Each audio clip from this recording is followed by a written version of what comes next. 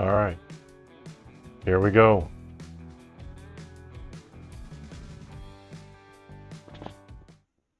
Howdy, howdy, howdy, everyone. Welcome back. I know it's a late week. Sorry for all of that. I've been out of town. Went to Orlando this weekend to have a little time with the comic book geeks of the world. So I did I guess it was called Fanboy Expo or something like that. Anyway, it was a lot of fun. A little slower than I was expecting, but hey, it was fun. Um, but it made us run late, and I did not want to skip at all this week. So I been kind of working on this live stream all week, trying to get everything together and put everything up and make sure everything works the way it's supposed to. So um, forgive me if I have some glitches, but I did get everything prepared, but I'm kind of in a makeshift setup this weekend because I slapped it together here in the last 20 minutes. So, but I made it. So here I am, and I did want to cover a little bit of. I've got a great show for you this week. It's just a fantastic show. I'm starting to take on a little bit of a new format here and kind of break things up into segments and handle a couple of different categories each week and kind of make it a little bit more interesting for us as we go along. And one of the new categories I really enjoyed is going through the news each week because, it's not only is it good to keep up on the news, but at the same time to share my feelings of what's going on. I had ChatGPT this week. I'm guilty as charged this time. I had ChatGPT pull the news at the last minute. And I'm reading here that New York is pushing for wind and solar before the tax credit expires at the end of the year. It looks like they're putting in $5 billion of wind and solar projects ahead of the phase out of the federal tax credit. So that would mean that individual homes and stuff, that means they're going to be pushing and emphasizing it also. The policy deadline for forcing project ramps and others would mean the DIYers are trying to time purchases. So as I said last week, and I'm going to stress again this week, you've got till December 31st to get those tax links, to get those tax credits done. And those are going to be 30% of a right off the top of your tax credit. This isn't just hey, you made 100 grand last year, we're going to take 30,000 of it off. This is 30% of that money comes right off the top of what you owe in taxes. So it's a big deal and could be a huge amount of money depending on what size system you have. And there is also some carryovers, as I understand it. Now, keep in mind, please, I'm not a tax attorney. I'm giving you my interpretation of the way this reads. I did bring some coffee with me tonight, so forgive me if I take a few moments and take a few sips here and there. But tax credits for New York. So if you're in New York, you should take a look into what you can get done. It looks like they're going to be pushing things a little bit. And that was sourced from Reuters. So looks like that's going to be legitimate. U.S. plans to cancel $13 billion in green energy funding. The DOE is providing to pull back $13 billion in grants originally allocated to solar, wind, and battery programs. Angle as to what gets cut would say how you could impact incentives, subsidiaries, and new projects. So this is going to be a new project thing. Nothing that I don't think is going to impact us as individuals as much as it would be new programs that come out for us. So I also see that I've got a couple of new, I just want to turn this on for a minute. See if I can get this to work for a few minutes. Looks like I've got a couple of new members that joined us, and I want to say, see if I can get this to work quickly as I threw things together here tonight. Maybe I can, maybe I can't. There we go. I want to say welcome to a new Solar Scout of David. David, welcome to the channel. Glad to have you, and if you have questions or anything, or you need anything, feel free to email me and follow up that way. I also want to mention down below there is a sign-up form for an email. If you sign up, you will get a free PDF that gives you a checklist of 10 common mistakes that beginners make. And I am not going to Well, let's do it this way. If I get more than 100 requests for the free document, I'll tell you how many of them I actually made, and I can tell you the number is more than one handful. But thanks, David. I appreciate you joining. Also, we have another new member that just joined, and this is just in the chat, meaning that they were in the chat here when they joined. Florina. I apologize for the terrible name pronunciation. I'm really bad. But also another new member. So welcome to another new Solar Scout member. Glad to have you aboard. I would love to hear both of you. I would love to hear from you on what kind of solar systems you got going on. And if you've got pictures or anything from any of you guys, I would love to hear about that also. And if you're working on a system, make sure you sign up down below for the email for that. It's real quick. All it asks is for your email address, and it'll send you an email and get you up to date on that. So back to the news. But thanks to all the new members, and thanks to all the existing members also. I appreciate all of you. You're wonderful. Moving on to EPA cancels $7 billion in Solar for All grant programs. The grant program aimed at helping low-income solar installations is being terminated. This came out in AP News. It looks like that really our government is looking for us to fend for ourselves. And I still think that solar, that said, and this may have some impact on the industry as far as that. We know it's having impact on supply and demand, as the demand is going to be extremely high in order to meet all those incentives for the end of the year. So make sure you get your orders in early there.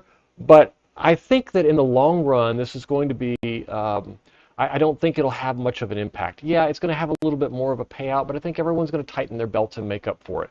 A lot of this is being onshored. EG4, shout out to EG4 for onshoring and doing it before all of this started. It really is cool to see from, it was news a couple weeks ago out of RE Plus, where they were already onshoring the inverters they're making, a new high voltage system they've got coming out. It's fantastic, great thing that they're already bringing that to America, being built in America. Doesn't do much good for you folks overseas, and I know I have a lot of you, and I appreciate all of you also, but you already get those discounts, so what can we say? I need to make sure that I can see the chat somewhere here. Oh, I can see it right there. Okay. U.S. solar and wind sector sees consolidations amid policy shifts. This means that some of the bigger firms are probably going to swallow up, at least the way I'm reading this would be some of the bigger firms are going to swallow up some of the smaller ones. This could be bad and this could be good. It will eliminate some of the competition, but at the same time, it may increase some of the quality of the systems that we see on out there also. Really, what does it mean for pricing? I think it's a little too early to say. Sometimes when these markets like this consolidate, it's good news, and sometimes it's really, really bad news. So I'm not sure I could say one way or another which it would be in this case. But I hope that it ends up being good news. I'm hoping that this will push them to build a more diverse system that works for a larger portion of us, and follow up on the bringing it to the DIY market, truly bringing it to the every average day Joe. And on that today, we're going to talk a lot about my future plans and what I've got planned for the channel and how I plan to bring some of this stuff to you, to your home. I did a poll earlier this week and asked, basically, how many of you were familiar or confident that you could install a system on your own? And about 50% of you said you could do it on your own. But on that side, another 5% said you're just going to pay somebody, you're not going to do anything.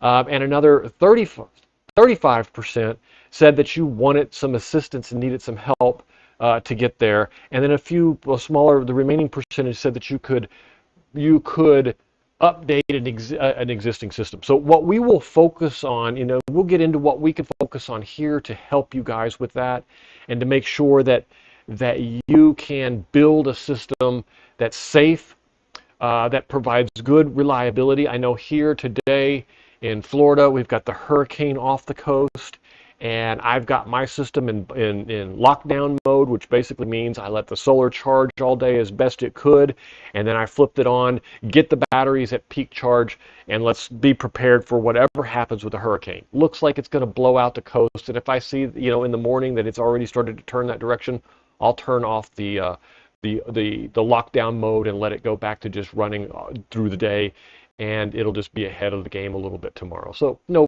big loss there, but this is when solar becomes really important, because if I had one of those grid tied systems with no battery, then if the electricity goes off, I don't have power either. So this will be an interesting scenario this time around. Although the storm's not bad enough, being in an RV too, if it got bad enough, I would just hook them up and drive off. So if it starts to turn this way, you may see some on-the-road videos from me over the next week. But hopefully it won't happen that way. Moving on to grid scale residential storage dump. In Q2 of 2025, utility scale storage added. Utility scale storage added 4.9 gigawatts, 63% growth in residential storage saw big gains. You guys are rocking it. So we installed, as a group of the DIYers and homes, 63% growth in our scaling, which is great news. That means we're taking an ever bigger chunk of the market, and a lot more of our energy independence becomes for us.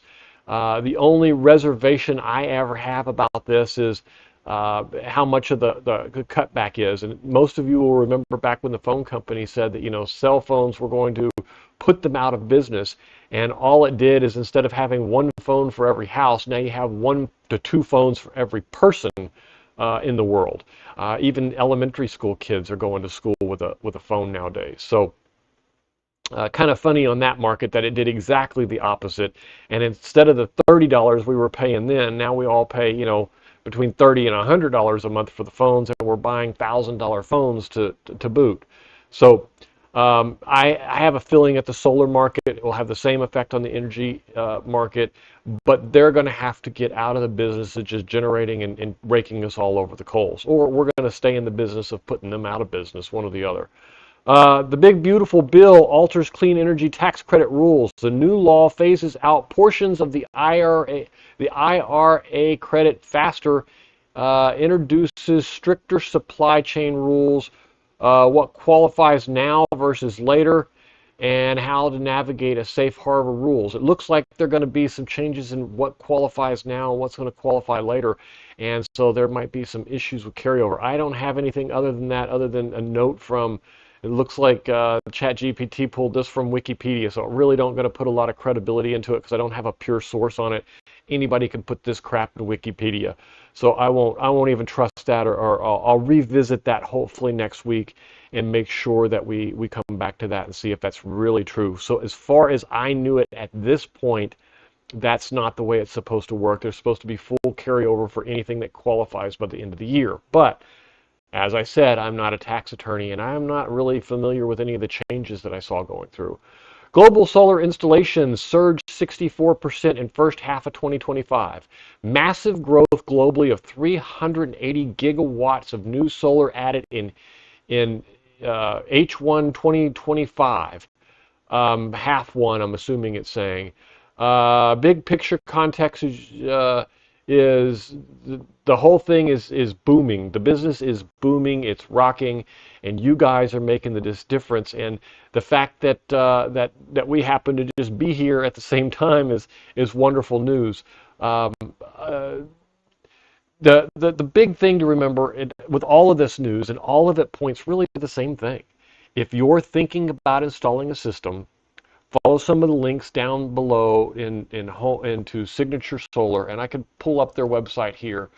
There's links down below to all of this. If I can get this to show up here, let me just see if I can get that to show up. Follow some of these links in the comments below. Take you over here to Signature Solar, and you can go through some of the cool packages and stuff that they have available. They've got all kinds of different programs out. There's a coupon down below to save some money also. But this one is really cool for right now. $250 flat rate shippings for order over 2K. This is something you don't want to miss. If you've ever ordered solar, excuse me, if you've ever ordered solar, you understand that the most expensive things in the world to ship are giant items, being solar panels, and heavy items, being batteries. Solar systems are very expensive to ship, but they've got some wonderful kits here that you're going to want to take a look at. And if you go here under all products and just follow the links down below, I've got the kits outlined, and it will take you down to some of the bundles and kits there. I'm particularly fond of the off-grid kits because I still have the option of using the grid, but I don't have to worry about feeding back to the grid or anything like that. I like to store my things. But some of the systems here are just fantastic. They put them together in nice bundles for you that can handle different sizes of houses and homes depending on how many kilowatts and how many watt hours of time and power you're going to need in a given day, and how much surge and capacity. Most homes, a system along the size of this down here, this $12,000 system, is 12 kilowatts of output, and it's got 30 kilowatts of kilowatt hours of battery storage, and this can really make a difference in if you're either just shaving, if you just want backup for emergencies, if you want to bring a big portion of your house off grid, and in many cases some houses can go completely off grid.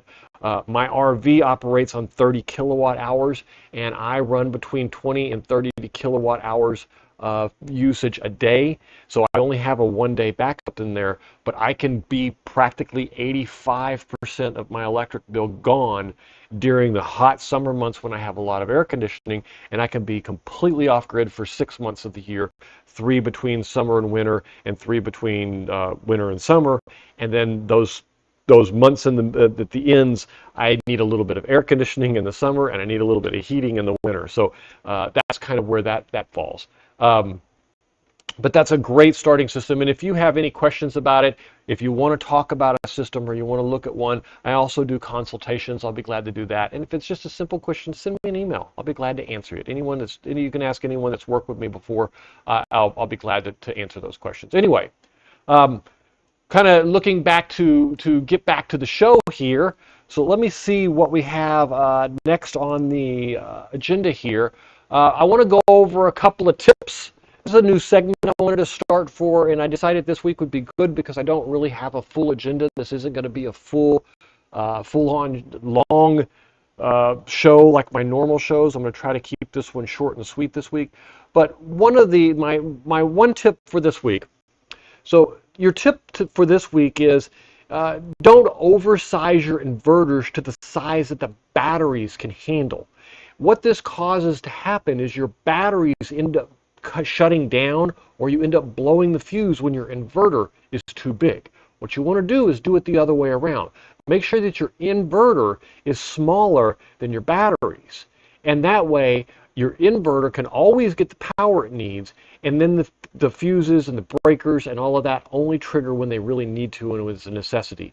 The inverter will protect itself and shut down if you request too much power. So make sure you size it correct. It'll prevent a lot of problems in the future with over voltage on your batteries and stuff like that. Second tip this week. Always oversize your panels a little bit for the inverter. This is called over-paneling, and it is pretty traditional for most people to oversize about 25%. On a rare occasion, there's inverters that will explicitly tell you that you can't do this. But I'll give you a couple of examples. In my home, there is a 12.5 kilowatts of solar panels on the roof, and it has a 10 kilowatt inverter.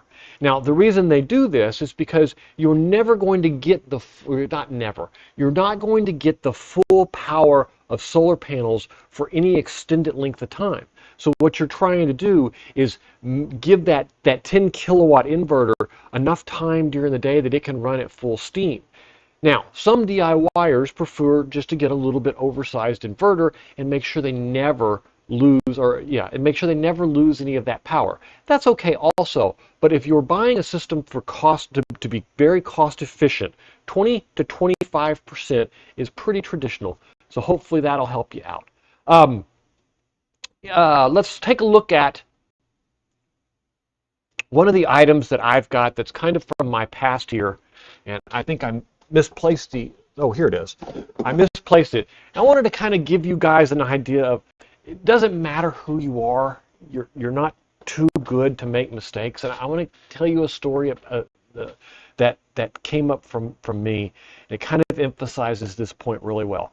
Back when I first got my RV, I went out and started, looking around and playing with all the different systems and ordering a lot of stuff. Now, a lot of times when you're ordering a system this big, things start to get a little convoluted as you start to order stuff and you realize you made a mistake and you have to reorder this and you have to reorder that. And at one point I went in and I had ordered some wire wrong. And we won't talk about the wire at this point, but we're going to talk about when I ordered the wire, it had it came with a fuse. And I didn't pay any attention to the fuse. I put the fuse in and I put it on the system and really wasn't thinking too much about it because the fuse was sized right and it was a redundant piece of my system. So I have a fuse in my 6000 XP, or a breaker in my 6000 XP, and I have a breaker in my battery. But I wanted a fuse in line that I could use for a little bit added security. I also wanted the fuse in line because the battery breakers were per battery, and I wanted one big one for all of the batteries together, because you could still get enough amperage out of each battery to cause some pretty serious damage. So I wanted to make sure that I put a fuse in the middle. So I put this one in not really thinking about it. What I didn't take into account is that cheap battery fuses off of Amazon can kill.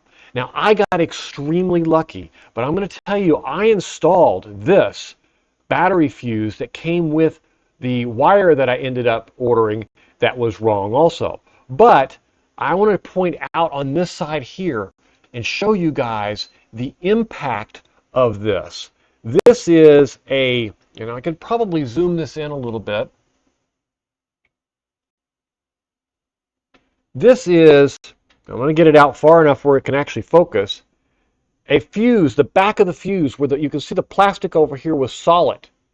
And the plastic all melted, and the wires went into this, and then you tighten the Allen wrench down on the top, and it smooshes the wires. Now, what you don't realize is that those wires take the form of that compression coming down on them. And it didn't, at first, it made a great connection. But then as time went by, this connection got very weak, and this fuse box wasn't made to handle the heat of this bad connection, and that caused it to melt. Now, I just so happened to have some issues with the system at the same time, and happened to be working on it one night, working on some stuff, and looked over and saw this with this char mark on it, and thought to myself, that don't look right. But this is a case of, no matter who you are, whether I'd ordered the wrong one or not, the bad connection is what really caused the problem here. Now, the cheap equipment, there's no excuse for that either. Pay very close attention to your equipment. Be very cautious of who you're ordering it from. Fuses and stuff, use good brand names. Bluetti is always the safety fallback for me if I can't figure out which one the good brand name is. But this could have burnt my entire RV down. And fortunately, I was there to catch it and see it. But I want to make sure that you're aware of it. That I would venture to guess that 90% or more, and this is strictly an estimate off the top of my head, 90% or more of problems with DIY solar systems are bad connections. Either connections that weren't made appropriately at first, they didn't stay appropriate, they didn't have the proper lugs on them, or they weren't tightened properly. And this isn't the first connection or the only connection that I've had wrong in my experience. I've done this, I did it once with a Victron charger also. And so one day I'll show you the Victron charger and show you the char marks on that. And you've probably seen that charger on my battery in many of my videos. It's the Victron 100/20, and you'll notice that the PV inputs on one of them is a little bit burnt. And that is because I tightened everything down, but I didn't go back and check everything, and I didn't tighten it tight enough, and it caused it to start to burn the wires as they got hot because they weren't connected well. So that is a very dangerous scenario, is when you're not paying attention to the connections on your solar system all the time. So please make sure you do. But it just goes to show, no matter what you do and no matter how cautious you are, there's always room to be extra careful and follow the checklist. On that note, I have in that honor of that and last week's live stream, where I went over a lot of the mistakes that can be made commonly, I have included a checklist for a free checklist that you can download or you can get by just signing up for the email list down below. The link is at the very top of the description below, and all you can do, you can sign up for that. Once you send that, and then I'll also follow it up with emails occasionally on new products and new things that we have going on, and any new deals or new checklist or any products like that that I send out for free, you will automatically get them emailed to you once you sign up, and as long as you're on that list, they'll be there. So this is a one-time thing that you have to do, and then you can stay connected with me and keep informed on any new updates. Occasionally I send out emails on that, on new stuff and new projects, and just kind of off trend kind of things that I don't necessarily follow on the YouTube channel. But that's for anyone who is interested. It is a great deal. It's completely the top 10 things that I suggest that you always check when you're building a new solar system, and don't forget them, because they can be real game changers if you do. All right. So let's talk a little bit about the main segment here, the main area of this thing. I wanted to talk to you guys a little bit about the what am I trying to say here? I wanted to talk a little bit about the different solar projects that I've got going on and what we have planned for the future. I've had a lot of people ask me, what are your plans now for the solar shed, and what do you plan to do with the coffee trailer and all that kind of stuff. So I kind of want to just think out loud for a little bit, kind of give you an idea of, none of these are cast in stone. Some of these items I'm still looking for parts and hoping that I'll have some vendors or some sponsors step up and fill some of the gaps, and I may point some of those out as we go along here. But let's talk a little bit first about the solar shed. This is one of my most popular sets of content. I just finished we finished the 12 volt system there. And so one of the ideas that I'm planning to do with the 12 volt system is I'm going to take that out, and I'm going to build that into a portable power station that is basically identical to what we have. Not identical. It's going to be very similar to what we have in the solar shed, but I'm going to build that all out in a case that can be sealed. It can be stored outside. I'm actually going to probably just place it on my RV and use it as a backup power for the RV as I build it, and show you guys how that's done. That's going to be kind of a really cool project, and I'm about 90% sure that I'll do that in 24 volts and use the one of the batteries that I already have. I would like to get another 24 volt battery for that, so that would be a good place where I will need to probably expand a little bit in order to make that project happen. Now, on the solar shed itself, we are going to probably have a video talking about going to 24 volt and what we could do to do that. And that will be a transition between it being 12 volt and in the solar shed, and it going into a portable power station, a DIY power station.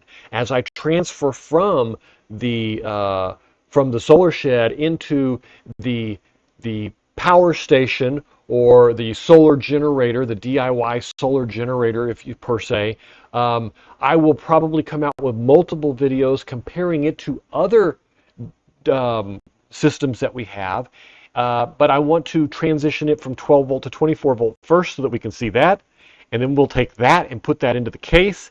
And then the solar shed is going to get a massive upgrade into a 48 volt system. Now, with the 48 volt system, we have a couple of stages that I'm hoping to plan to go through. One of those stages is going to be a EG4 3000 all-in-one. This is a single phase, single phase, 3,000 watts on one channel, just a plain nice inverter. It's very reliable. A lot of people can call it the Pikachu inverter. It was very huge in the market. They use it for running lots of different items. I know it runs a lot of well pumps and that kind of stuff also. This is a fantastic little unit. I have one of those. I'm still looking to get, I really don't want to pull any 48 volt out of the solar shed, so I'm looking for a solution for 48 volts at this point. I may combine and do some series 12 volts there, or I may do some series 24 volts. Kind of depends on what I end up doing with the solar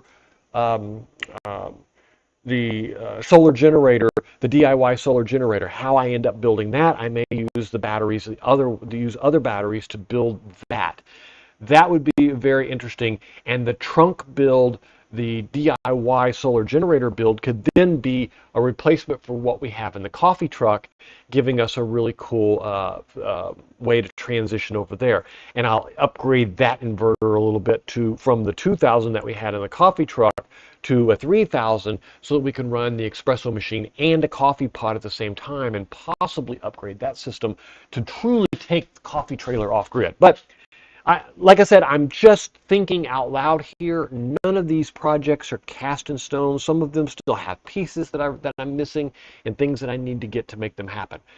Following the EG4 3000 all-in-one, I am going to upgrade the solar shed, and I haven't decided yet if I want to upgrade the solar shed to a 6000 XP, which I have already, or if I want to take the 6000 XP in conjunction with the RV and run them in parallel, and run both the RV and the shed in parallel, allowing me to run the dryer and everything that's in the solar shed. Now, that would be a very cool project, and I kind of am leaning towards that direction, but I haven't gone and made that decision yet. I'm just going to kind of wait a little bit and see what forms up here. What would be interesting on this one is to do something. I want to do something here that I haven't done before and that you haven't seen before, but at the same time I want to make sure it's useful for you to use as a small off-grid for a cabin, or a small supplement to your house, and something that you could use in that way. Because most of the parts and stuff that I'm using to build this solar shed, this time with 48 volt, are things that are available in the kits that we talked about earlier, and that you can put together quickly by the end of the year and take that solar credit and get that done. And most of these are common parts and common kits and stuff, and I'll be able to highlight those as we go along and as we get done there. Now, let me get into a little bit more to some of the other projects I'm talking about. I've still got some additional Starlink stuff that I want to go over with you, different mounts and stuff, and how to get that onto an RV. I want to do some testing there and find out, does orientation really matter or whatnot, or is it just gotten to the point where it doesn't matter? I do want to go into, I have as you all know, I also have a house that has 12.5 kilowatts of solar panels on it, and a 10 kilowatt inverter. So I probably will do a video on that and kind of show you how that works. Now, I have a really exciting project coming up also. A friend of mine, Jay, that travels with us a lot of the times and goes to a lot of the different cons and stuff, has volunteered his house for an energy audit and possibly some solar upgrades following it. So what I am got coming is a 16 port electricity monitor for a home panel, and we will go through the installation of that and performing a real true audit to show him all the different electrical uses and how those are calculated, so that we can back into what kind of solar system he would want to offset some of his bill, completely eliminate his bill, completely go off grid, or whatnot. It's a small home, so it should give us a good example of 2 to 3 different sizes of solar systems and solutions for him. Whether we do any of them or not isn't really the point here. What I'm really looking forward to doing is showing you how to build up a complete system to monitor and set up to do this audit, that measure what size batteries you need, what size inverters you need, how to determine which of the how to hook up a critical panel, a critical loads panel, and those kind of things. So that's really what I'm looking at here, is taking some of those down that path in a home environment as opposed to the RV environment, and maybe looking at what it would take for him to run off of like an eco-worthy or some of the solar generators that are out to power his house there, depending upon his needs and what the measurements of this comes up at. Keep in mind that we're talking about multiple arrays of systems here, from just emergency backup into hurricanes to full off-grid solutions where it eliminates his electric bill. And we'll get into showing you what his electric bill looks like, what all of its different usage is. We'll break it down into categories. The first thing I will do when we go in is hook this up, get it hooked up to Home Assistant, and get some information that we can all look at and analyze together so that you understand from your own perspective how you would do this in your house, what equipment you would use, what I've used to do it, how you can see this when you're not there, and how you can analyze this data. So we'll break that down. That should be, I'm looking at that as that's going to be one of the most fun projects I have here. And I'm looking forward to a lot of you having questions from your own perspective of things that you need to know in order to put together a solar system that works for you. And I may even take a couple of use cases that we have from you, probably from any of my members first off that want to send in what they've got and what they're looking to get done. And we'll build those systems together, at least understand what those systems would be if we were to build them. And then of course, take that to the next level after that. And if he's interested in taking some of these options and the numbers work out and the cost benefit for him and his environment works out, then we may be able to put together a system and show you that installation and then show you the impacts of doing that. That would be really, really cool few steps to take there and to just follow it all the way through. So I'm looking at that as a whole new group of projects and things that are really focused on customer-oriented scenarios, meaning that if you were servicing someone, how and what will they need to solve all their solar problems, and what do you need to solve your solar problems? How do you size it? How do you build it? What equipment do you need? What is the right solution? What's the most cost-effective way? What's the most safety way? All of those questions we should be answered, and hopefully he'll be able to tell me and give me the feedback of what he's looking for, so I can relay that to you and then show you here's how we build this system up to that point, how we go about ordering it, making suggestions online who to order it from, how to safely get it installed, and covering all that. So a lot of these different systems have some needs, from different batteries that I'm going to need to different solar generators that I'm going to want to compare. I want to do some side-by-side stuff like that. So these are all opportunities for me to bring you new equipment and show you how this equipment will solve real problems for real people as we go through this. I've showed you so far a lot of the solutions for me and how I have solved my problems, but I'm going to try to expand that into a bigger market and possibly even take on a couple of your projects as from my own perspective and use them as examples, and maybe even take on a couple of my more intense one-on-ones and give that person a bit of a break on the one-on-one price in order to make it part of this project here. All basically just ideas at this point, but as you can see, I've got a lot of content here that still needs to be done. The market is hot. Between now and the end of the year, if you're looking to do something, that's when you want to get that solar credit and get part of that money back. I do want to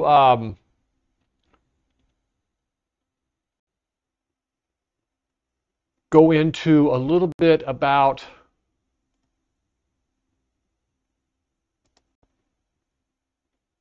I do want to go into a little bit about another block that I'd like to start is kind of the myth block and bust a couple of myths here.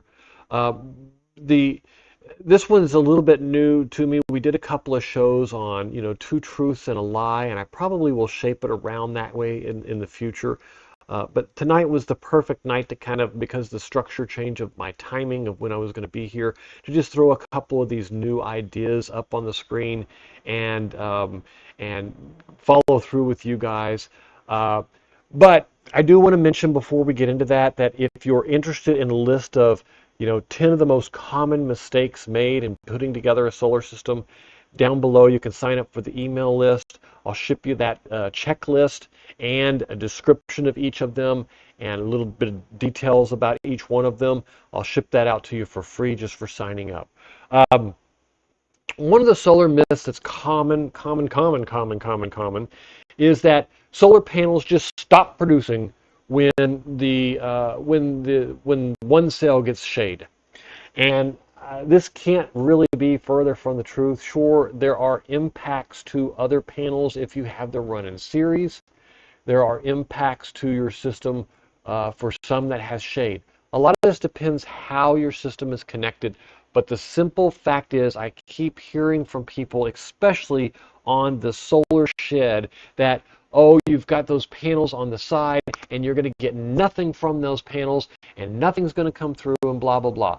It is not true. There is a way to hook up panels in parallel that gives you independence of each of them.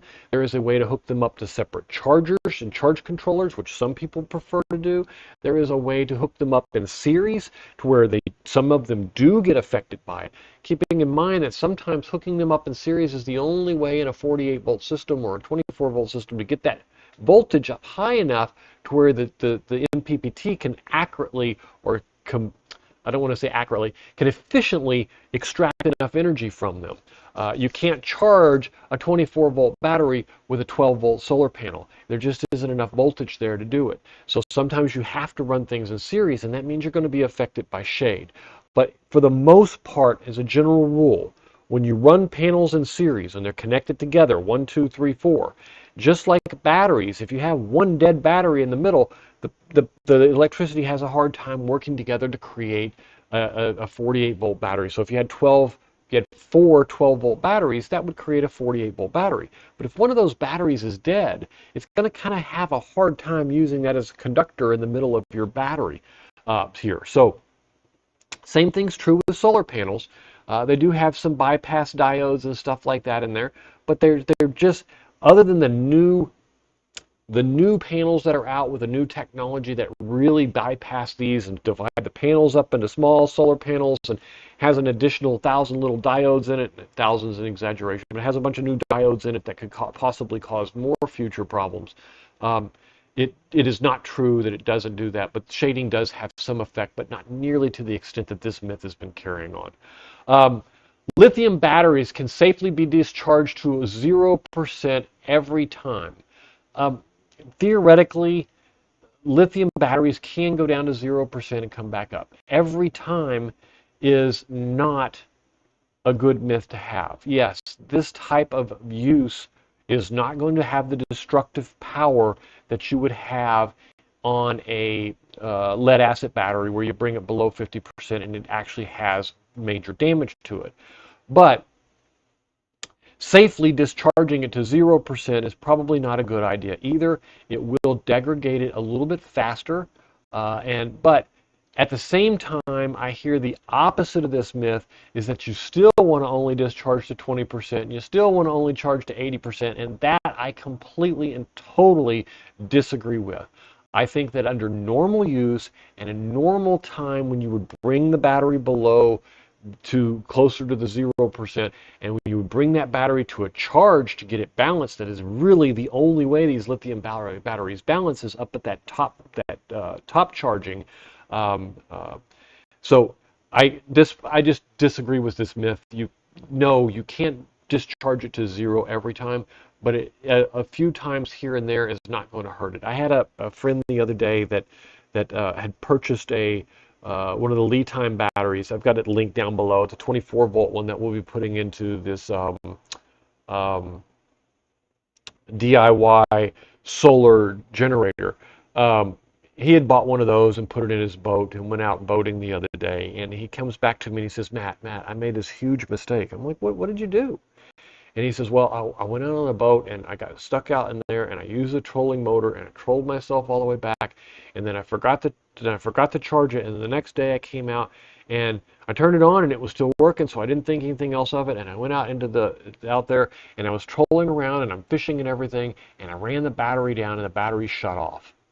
And did I ruin it? And I'm like, no, just connect it back to the charger and charge it back up and everything will be fine. He's like, are you sure? And I'm like, yeah. He says, no, I had a battery last year and I did that to it and it ruined it. And I'm like, you got to understand, that's a lead acid battery. That's not the same thing anymore. So I told him, I said, go home, plug that thing into that charger and charge it up. And you come back and you tell me the next time you go out if you think that you've lost any power on the thing. He came back to me and he says, after I charged it up and it set, got a full charge and everything, he says, I think it actually lasted longer than it did before. And I said, you're probably not wrong. Because, the lithium batteries, they need to be cycled sometimes in order to keep them fresh and to keep them balanced and to keep them all the cells the same. And discharging that down to zero and charging it all the way back up and letting it sit at that full charge overnight sometimes is what it needs to get completely balanced and get all the cells on the same path.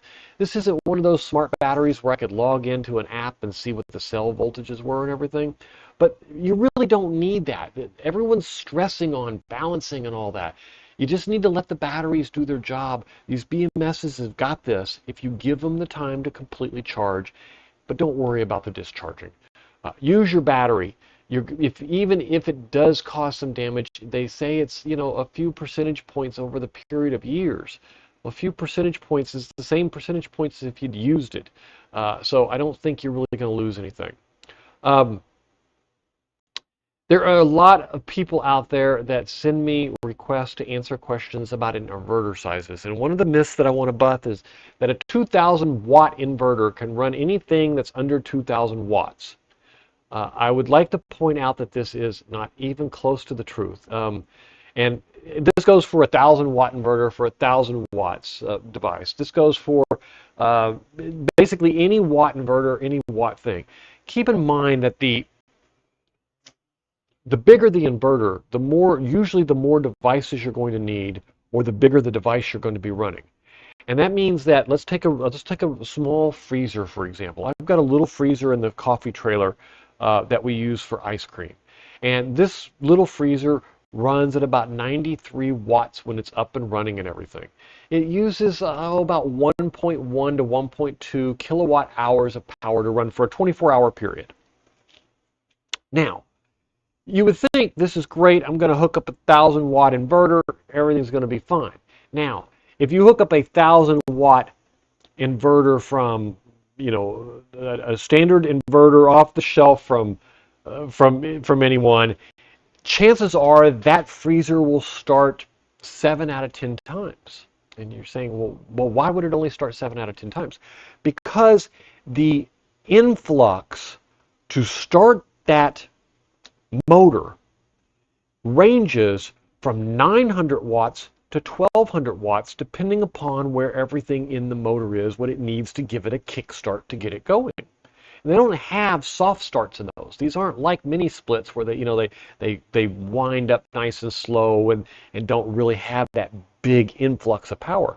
These freezers and refrigerators, they have this huge, sometimes 10 times to 12 times the power that it costs to run them is what it costs to start them. Meaning that a 93 watt refrigerator or freezer may need 1,200 watts to start. Well, if you're looking at an inverter that can run 2,000 watts, yes, it may be able to run it once it's started, but to say that it could run 2,000 watts consistently all the time is also a stretch. So keep in mind, there is the influx of power that you need to take into account, and there is the ability to leave some buffer so that you don't observe it. I would never use, in a 2,000 watt inverter, I would never use more than 1,800 watts consistently all the time. I got 6,000 XP in my RV. All the time it hits right at 3,000 for a brief moment when a coffee pot and a hot water heater run for the same time for just a few seconds or something like that. Happens all the time. Now 6,000 XP is known for 3,000 watts means 3,000 watts. I have seen it run, right at 3,000 watts on this channel and on that channel for quite a while. Most inverters aren't like that. Most inverters aren't going to give you that kind of performance and do that consistently all the time. And I wouldn't do it to a 6,000 XP either. I'm just saying I've seen that it can do it. I just wouldn't do it. And especially on other inverters, you don't want to run it at its full speed all the time. Take the example of an automobile. If you got a car that can do 120 miles an hour, does that mean you want to get on the highway and do 120 miles an hour for a 3,000 mile trip? And the answer is no, because you're going to really push that automobile to the very edge of its abilities. Same thing's true with an inverter. If it can only do 1,000 watts or it can only do 2,000 watts, don't get up on the street and drive at max speed for the whole day. Give it some room to where you get up on the highway and you drive at 80 miles an hour, or you drive at 100 miles an hour, or you drive at 90 miles an hour, and then you have a little bit of play, and it's not quite as rough on it as the other thing. Same thing's true with an inverter, a generator. If you've got a generator, it's at least efficient at 100%. It's very efficient at 80%. Most generators run at their peak efficiency right around 80% of their output. Same reason. You don't want to take the car on the highway and do its max speed all the time. It's just not good for it. Okay, that is the myths for this week. Coming up, I have new solar shed ideas. I've got new trailer ideas. I've got house projects. I've got reworking of the 6,000 XP. I've got the 3,000 EG3000. We've got just a ton of really good content coming up. And so I wanted to leave you on that for this week, let you know that we've got that great content coming, and that I'm hoping that as I go through these phases that you guys will give me feedback, let me know what you would like to see, because I am basing all the new solar shed and the trailer stuff and the solar generator on feedback from you, what you are looking for, trying to use in your house, in your car, in your shed. I want to build what is good for you. In addition, I like building it. So it gives me the opportunity to put things together and show you how it works and demonstrate what's going on and answer your questions.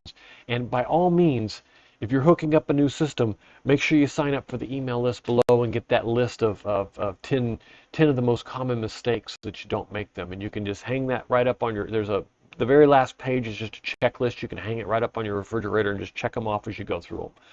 All right, I had a couple of questions that came in that I wanted to answer before I go here.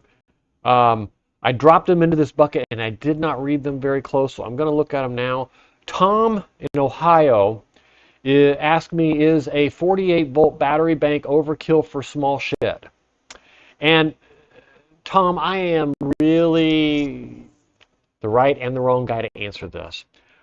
My opinion is it depends on how much power you really need here. The cool thing about 12 volt is that the parts and everything are so common.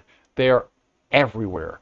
You can buy a 12 volt inverter at Walmart, at Home Depot, at Harbor Freight, Amazon, anywhere. And you can pretty much guarantee that about half of them are garbage and the other half are going to work okay. My suggestion is that you just oversize it a little bit. You'll probably be fine. If not, you're not going to be out a whole lot of money. On the other side of things, when you start going up in voltage, the quality of the product starts to go up also.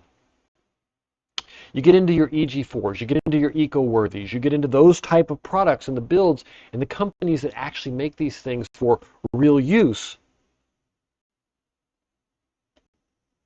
And you get them more efficient. I like the higher voltage ones. I like the small wires. I don't like looking, the solar shed that we built for 12 volt. When I was doing my testing and I would turn on, let's just say a single hair dryer, and I'm pulling 65, 70, amps. And I turn on a second hair dryer and I'm sitting there pulling 120 amps. I don't know about you, but I don't like seeing that kind of amperage run through things. The risk of problem is too high. So for me, I like to go with a higher voltage because I feel like it's safer. Is it overkill?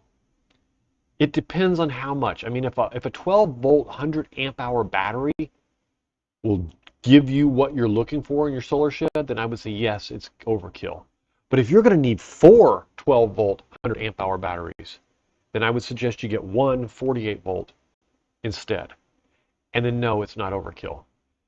That would be where I draw the line. I draw the line at any more than one 24 volt 100 amp hour battery, any more than 2 or 3 12 volt batteries, I draw the line at, and everything else I go to 48 volt. Now, I'm weird like that. I just like the larger voltage because it's easier to work with, the wires are easier to work with, and I feel safer working with it. Now, are there some things that are more difficult to get, causing your question about overkill to be, and I'm going to go ahead and just post this question. I think I can post it like this. Let me just see if I can do this real quick, because I completely and totally missed posting these. So let's just see if I can do it like this. There we go. So the overkill of the small, is it an overkill for the small shed? The answer is, if you are going to use less than 2 12 volt batteries, then no. If you're going to use less than one 24 volt battery, then no. But if you're going to use 3, or if you're going to use more than 3 12 volt batteries, or more than one 24 volt battery, maybe 2 24 volt battery, 100 amp hour batteries, I'm talking about all 100 amp hour batteries here, then I would go to 48 volt, and no, I wouldn't consider it overkill. Hopefully that answers your question. Let's move on to the next question I had here. Is from Linda. And Linda wants to know, what is the biggest mistake beginners make in sizing solar? And I will tell you, this is a very easy question to answer because it is so doggone common that every single new person to DIY thinks those solar panels are going to produce everything that the spec sheet says. And it couldn't be further from the truth. Easy way to solve that. Plan on 4 to 5 times what the solar panels say they produce as energy output. And what I mean by that, if they produce, let's say, 4 kilowatts of solar panels, then you should count on between 16 and 20 kilowatt hours of energy coming from those batteries in a full day. Now, I have had a lot of readers and mix up the difference between, and even I've done it in multiple videos, and we all do it. So please don't get confused, or don't take offense to the terminology of some people in the comments. Please, if you have questions, ask them in the comments, because I would love to make sure that we all get this answer correct. The kilowatts, or as some refer to as kilowatts of power, is how much the solar panels generate at one moment in time. And they can generate that over a period of time. You take all that power and you convert it into energy, and you put it in the batteries, and it becomes kilowatt hours, meaning over a period of an hour, it can generate that much power the entire time for output. So one is a measurement of, at this instance, you have this much power. The other is a measurement of how much energy is stored to generate power as you go along.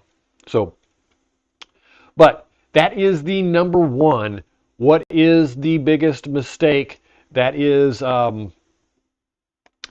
made? And it is very easily 100% of the time it is solar panels being as we say, assume they're going to produce everything that you want all day long, and they're not going to. The next question is from Gary in Florida. Should I start with solar generator before DIY? This is a great question, Gary. And I think I would answer this with a couple of questions back at you.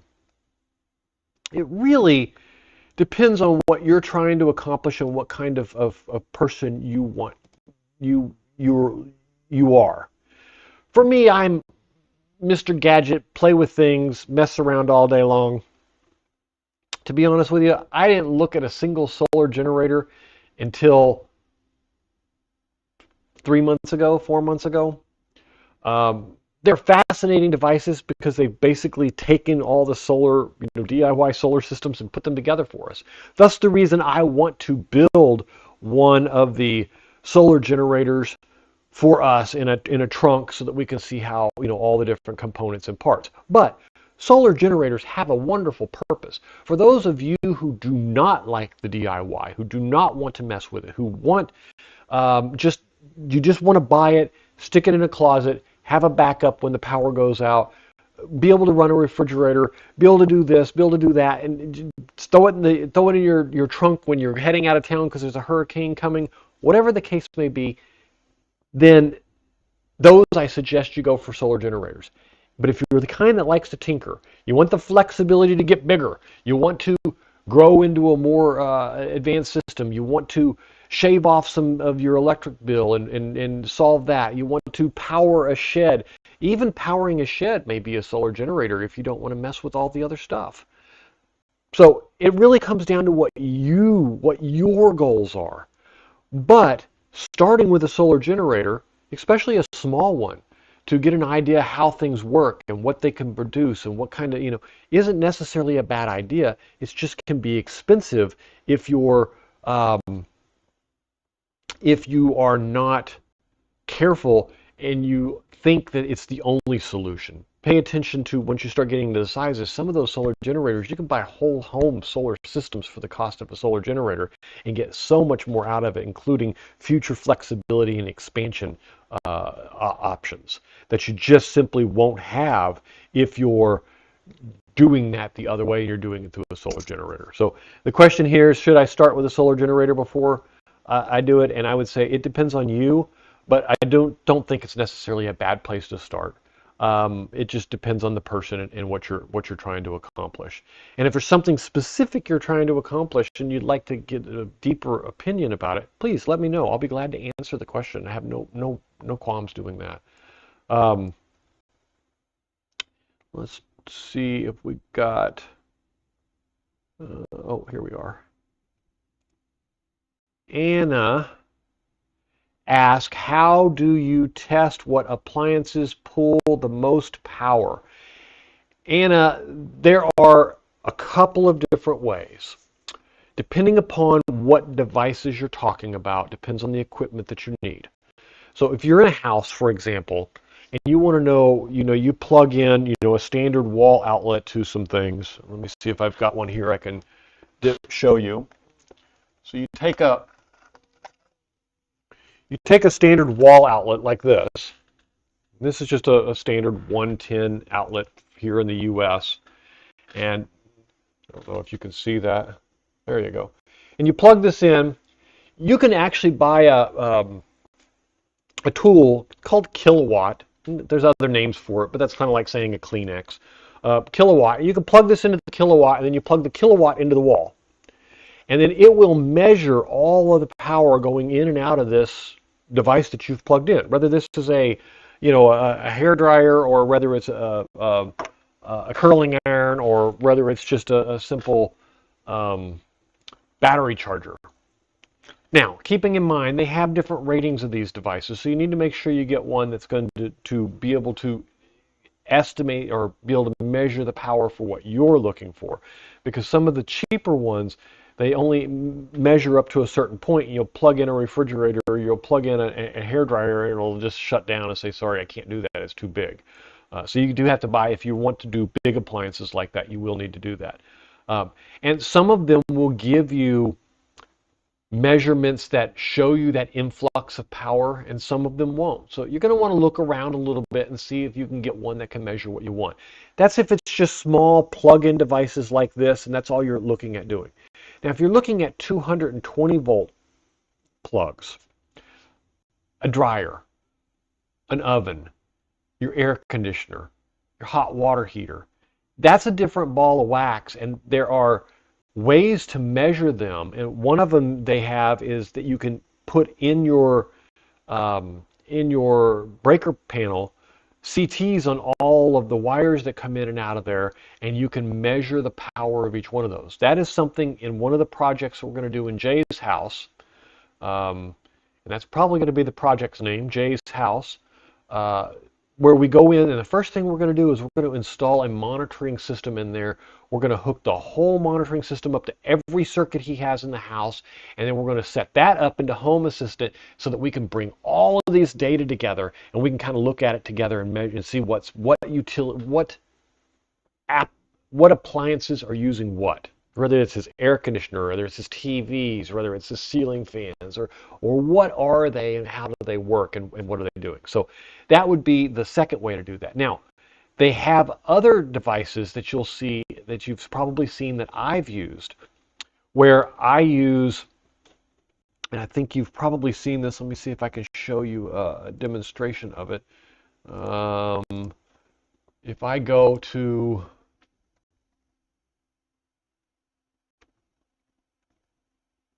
there we go. All right, I'm going to switch screens here if I can get this right. And I probably need to get rid of that message. There we go. Okay, so this is my Home Assistant, and this is pointing to my home currently. And as you can see, it's late. My batteries are fully charged.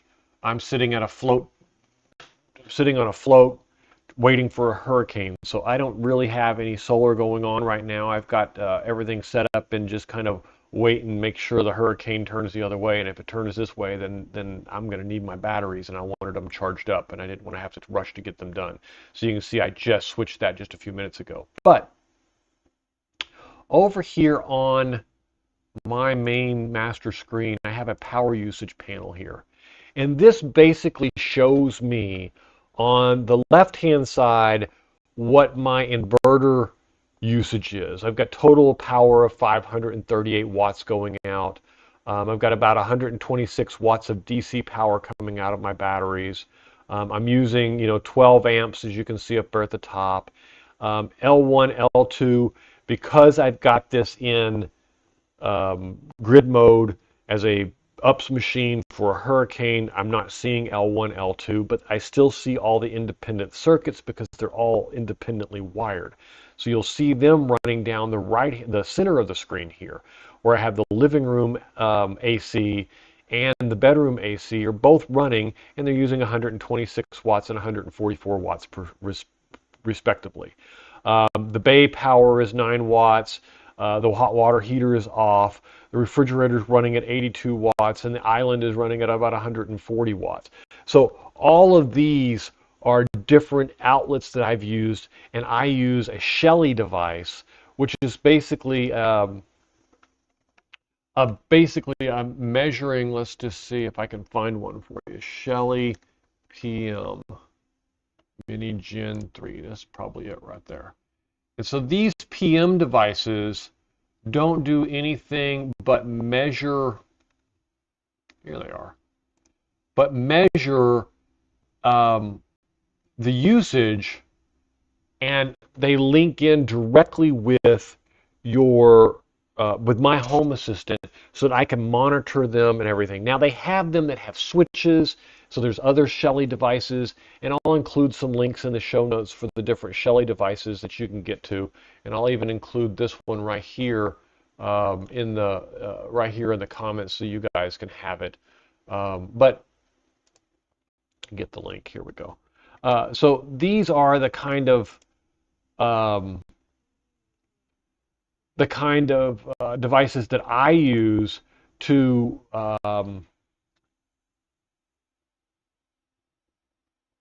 get those type of readings off of individual circuits or individual wall plugs, or to be able to turn on or off lights. So there are multiple different places, going back to the original question of how do you test an appliance and which pulls the most. You're going to have to run different types of tests to see them, because just because you put a monitor in the breaker box to monitor a circuit doesn't mean that that circuit isn't shared by 3 wall plugs, and you don't have, a stereo plugged in and a TV plugged in and a cable box all plugged into the same wall plug or plugged into the same circuit where they're all using the same power, and you wouldn't know which one of those 3 it was doing. You would just know that all 3 of them together use a certain amount. So these Shellys give me that ability a little bit to do that a little bit more, to have a little bit more control over that. Now, that said, and there's the link for that. That said, there are there's probably 100 different ways to answer your question and to measure these things. So I don't have the a monopoly on how to do it. I'm just showing you a couple of options that I've done and ways I've done it in the past. And these seem to work really well. I haven't had any real true problems with them.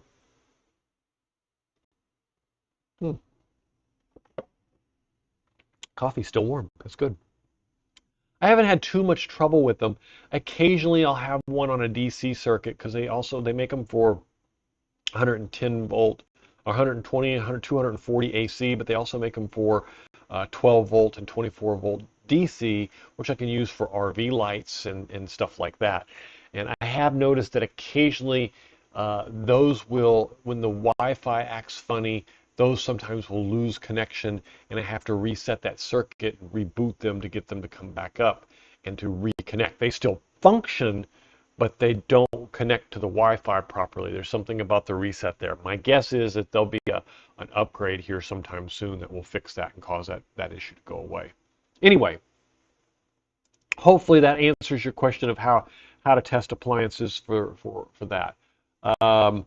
And that brings me to the last question, which is David in Texas. Let's see what David says here. David says, what's that there? Here he goes. David says, is eco-worthy gear good for long-term or just starter projects? I've had pretty good luck with eco-worthy. They're probably a middle-of-the-road company. They're not your high quality, or I don't want to say high quality. They're not your high. I would not put them in your high reliability category, like you would with some of the bigger equipment, like your EG4s and stuff, where they're made for whole homes. But for solar sheds and stuff like that, I would say that they're perfectly good. Although I did do some reviews recently on some eco-worthy inverter that was made for an RV, and it was a fantastic little unit. I mean, it really had the ecosystem of an RV kind of in mind for it, where when you pull into an RV park, you plug it in and it switches over to batteries and it charges your batteries and so on and so forth. Didn't provide all the controls that you would need, but it did provide quite a bit of them. But so it's kind of a loaded question. Is it good for long-term use? I would say that it's good for medium-term use. If you're looking for, 10, 12, 13, 15 years, I would go with something with something like an EG4 or something along those lines. That said, eco-worthy is at the top of that scale in my mind. There are a lot of cheaper units that you could go with, and a lot of units that could be a lot worse. So eco-worthy is not a bad unit whatsoever. They have some really good products also. And some of the things that they've given me recently have just been really, really well. I've got a new unit that they just sent me that I haven't reviewed yet, and I don't even think I had it on my list from earlier today when we talked about my future products. But it's a hybrid solar generator unit, And what I mean by hybrid is that not only did they leave the panels out of the connection, they left the battery off, which is just fantastic idea. So they put the inverter and the charge controller and all that in there, and they allow you to connect your own battery and they allow you to connect your own solar panels, and they're much more standard sizes than you would get from a lot of the solar generators that are out there, so that you can just hook up 24-volt batteries and just hook up 10 or 12, hook them all up in parallel, whichever, batteries you want, and run that solar generator using that. That I'm really looking forward to getting that tested and getting that video out here really soon. So that said, EcoWorthy has produced a lot of really good equipment, and they're really stepping up their game, some of the quality of the products, and the feedback they're asking from me is how are they going to make these devices better? The real question becomes is will they take some of that feedback to heart and make some of these changes, like in the inverter that we built the solar shed on. There simply wasn't enough room in that little compartment to hook up all the wires the way you wanted, the way they wanted them hooked up and everything, and it made it very difficult to work on. Some, experienced users will end up making that right and no big problem. But there's a lot of new DIY, inexperienced, younger to DIY solar that would have had some serious issues with the way that thing was laid out, and some shortcuts that could have been very dangerous might have been taken. So long term, I would say yes. At this point, I would say it's probably okay. But if I was looking at, a really mission critical thing, I might go with a bigger brand, and probably even a little bit bigger system than I've seen some of the EcoWorthy systems provide. So hopefully that answers your question. Have you reviewed any Evo battery? I just got a King Kong 61 kilowatt hour beast for my 18K array on Grid Boss, Flex Boss combo. Any tips for my type system? Wow, that is a humongous battery, 61 kilowatts. So what is that? That's 600. Oh, that's using the new. Is that using the new 56 cells? Wow, that is fantastic battery size. I would love to get myself one of them. So 18K array in Grid Boss and with Flex Boss 18 combo. That is a fantastic system that you're going to have there. I'm assuming with the Grid Boss and Flex Boss, you can have enough power to power your whole house. Got it for $8,019. Wow, that's actually a really good deal. I'm assuming that was one of those China shipped ones that they've got advertised out there. I've seen a few of them come by, and I'm assuming it's. I wonder if it's using the new 56 cells. That would be about the right size, wouldn't it? About 60 kilowatts. Those would be 300, 600, 60. No, that would be twice that size. Wow. So you say you got it for $8,019. This Black Friday might be another one. They're not on sale. Yeah. Well, hopefully we're going to start seeing some real good sales. I've had several companies contact me and ask me to start thinking about content for up and coming sales for the holidays. So hopefully they'll start locking down some of those deals and let us get things made for it. No, they are from cells in the US made battery Evo. Oh, really? No, I haven't heard about it. That's huge though. I wonder what cells they're using. 61 kilowatt. I'm assuming it's got to be a 48 volt battery if it's going in the Grid Boss and Flex Boss. So that would put, wow, the output on something like that would be fantastic. Can it output the full? Wow, I would be interested to hear about the BMS, what kind of BMS it's got and everything. I mean, that's the only problem when you get into batteries that big is can they support the full need, the parallel need of a Grid Boss. And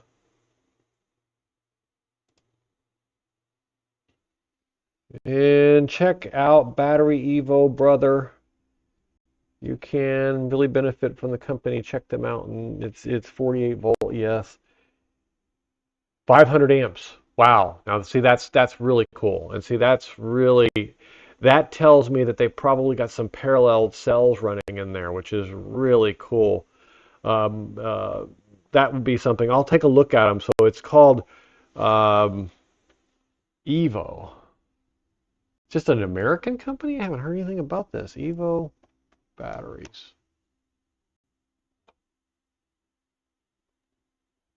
Battery Evo out 48 volt.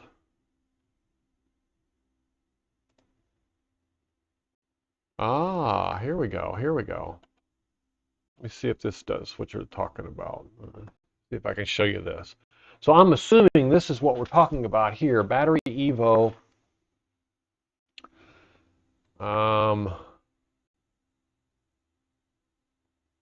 Let's see, these are really small though.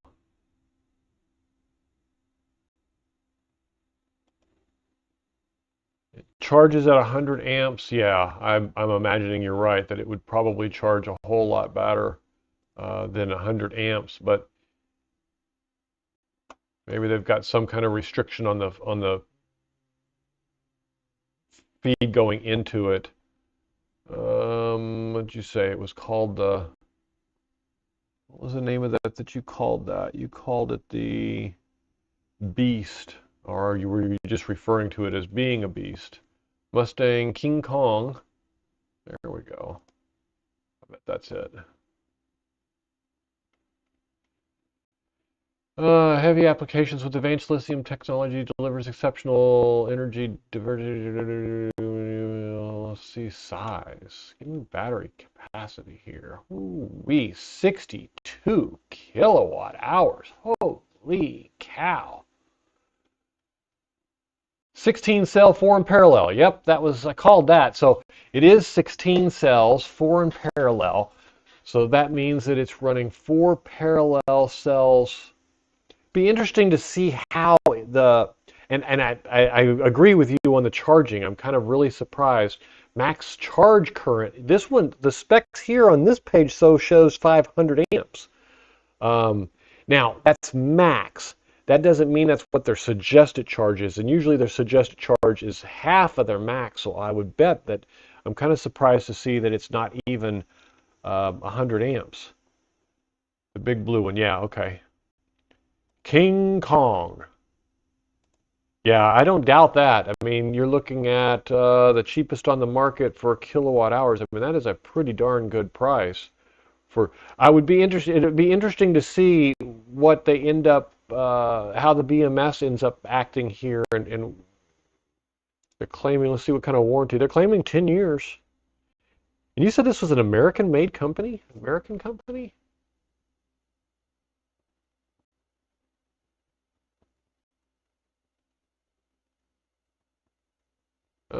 Let's see about nothing here about them.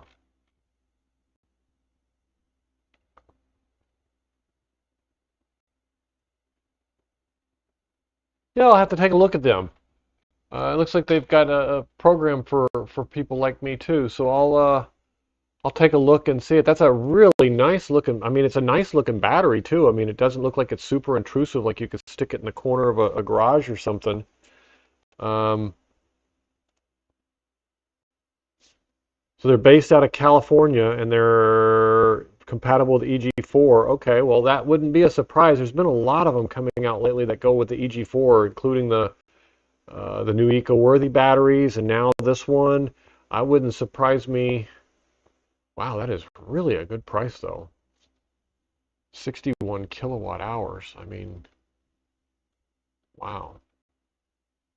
So you figure that's at, let's just take some math to this real quick. So you've got 8,999 divided by, what are those new eco-worthies? What are they, $8.99 a piece? So it'd be 10 of those. And those 10 would only be 50 kilowatts, and this is 62. So yeah, it's by far even better than that price. That's amazing. I'll have to talk with them and see what I can do. Yeah, yeah. 1,300 pounds. Woo-wee! When they said King Kong 2, they meant King Kong 2. That's the only benefit to those DIY ones that are like this, where you buy the case and the cells, and they ship the cells in, and then you can take the cells and you put them in, and you just put all the clamps on and you run them. I'm not really sure I call it a DIY battery, but it's a some assembly required battery, but it definitely keeps the price down. Do these come fully assembled? I'm assuming you have yours already. Covering free repair or replacement of defective battery cells and ensuring long. Yeah, so if they're talking about battery cells, yeah, you do. You need a forklift and a flat ground level place to get it there.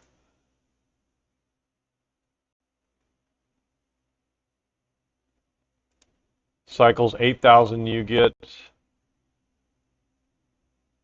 Cents a piece. Well, that's interesting. So you're saying they're Tesla cells. Does that mean they're lithium cells, or they're lithium iron phosphate cells? It says lithium battery. It doesn't say what, because if they're actually pure lithium, like an EV lithium, and you certainly don't want to be putting those in your house. Those will need to go in an outside shed or something. I don't see the details on them. Oh no, it's lithium iron phosphate.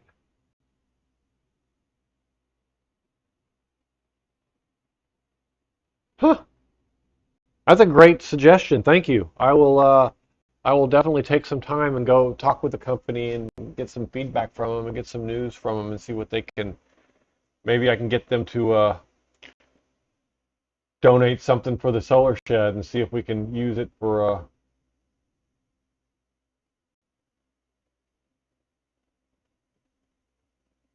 Yeah, yeah. I wasn't more worried about them being outside rated. I was more worried about them not being lithium iron phosphate and having just lithium batteries. Like in a lot of the EVs, they have just lithium batteries, and without that phosphate, they can be a little bit more volatile. And once you get into lithium iron phosphate, it kind of keeps it under control and all that, makes them a lot safer. Yeah, so they are, LP4. That's good. Yes, and I do appreciate it. And well, thanks for the kind words also. But I will definitely take a look at it and see what see if maybe I can work something up with them. But the weight on that is amazing at 1,230 pounds. But they're really small. I mean, they're only 43 inches. Well, I guess 43 inches is almost 3.5 feet. So maybe they're not small. They're 3.5 feet deep, 34 inches wide, and 31 inches high. So really, they aren't that big. I mean, they're huge for a battery box, but they're what size cells are those? Are those 280 cells? That is 1,262 kilowatts. 62 kilowatts divided by 4, divided by 16, 960 kilowatt, 960 watts divided by 51.2, 18.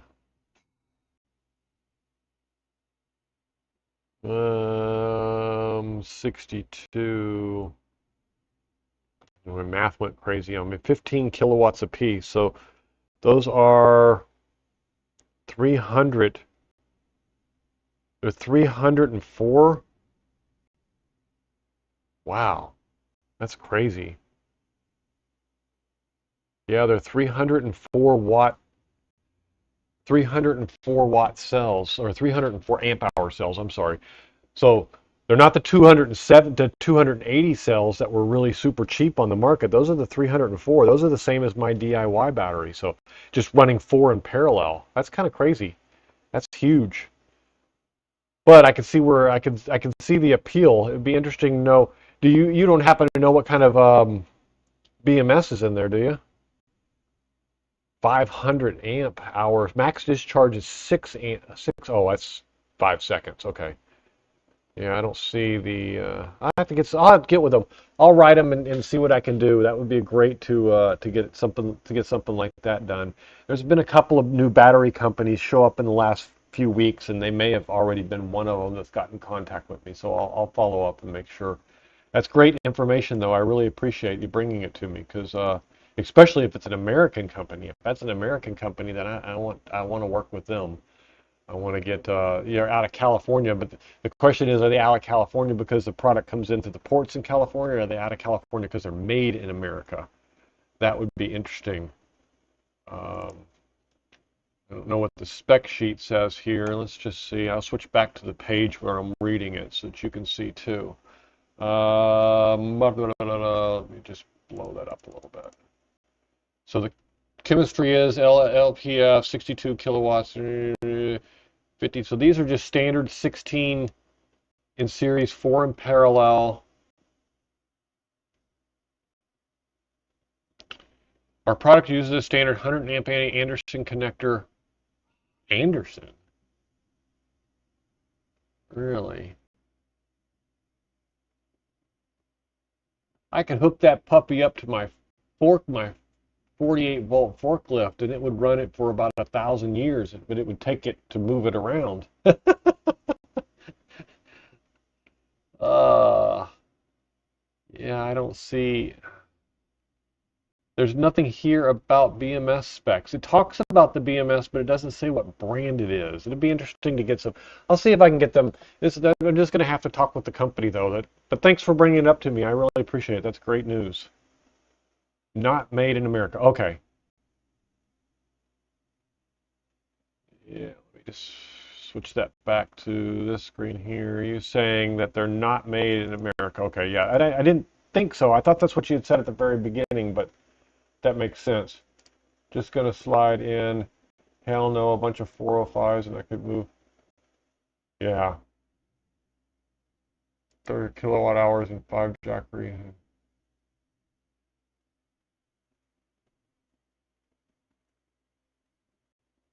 Yeah, that's a nice system. 91 kilowatts in total storage is just fantastic.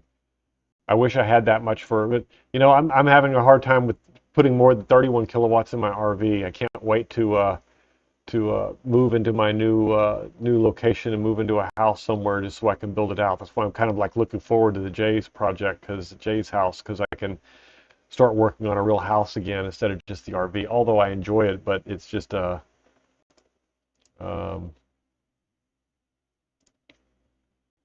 they know they are made in America type.